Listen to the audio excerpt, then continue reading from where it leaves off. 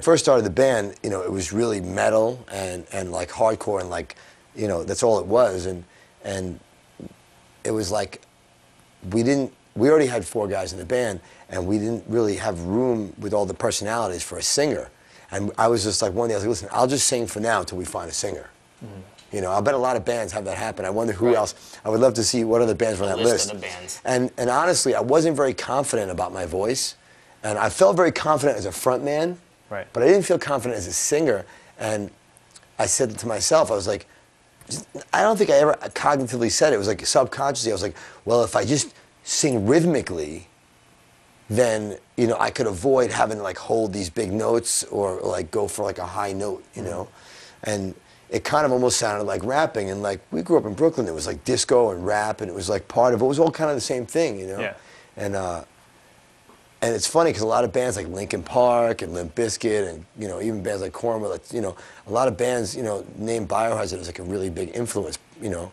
And we were always like shocked, you know what I mean? Because it seemed so accidental. We were like, really? You know, if you guys only knew, you know? Now, did it happen for you guys because it was your friends who you were hanging out with, like maybe Onyx or somebody from the New York area?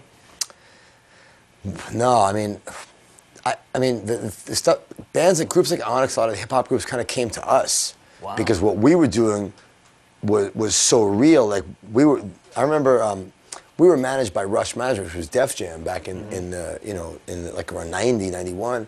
And I remember like all the rappers thinking that we were so wild. They were like, yo, these crazy white boys, yo, they go, you know, they buck wild, there's like 1,000 people, they slam it, you know. And we were just like, yeah, that's kind of what we do, you know. And I remember like the Honest guys, they were crazy. Like they came down with all their guys and all they wanted to do was be in the mosh pit. Like they didn't care about anything. They were just like, this is the coolest, you know. And it was cool to see somebody come in so open, you know, especially when it's like cross cultures, you know what I mean? It was almost like a whole, I mean, the New York hardcore scene was multiracial, you know what I mean?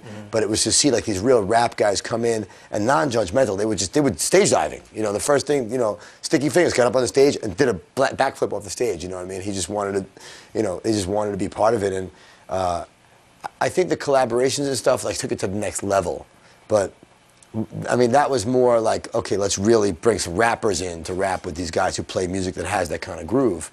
But, you know, really, you know, what we were doing internally, that was not planned, you know. So I guess all those soundtracks that came up too, like Judgment Night and things like that we became a part of. And, you know, we later on collaborated with Cypress Hill a bunch of times, and Sendog guested on like 4 or 5 tracks over the years for Biohazard. But he's an amazingly talented rapper and a good friend of mine, but he's also the biggest rock fiend and metalhead ever.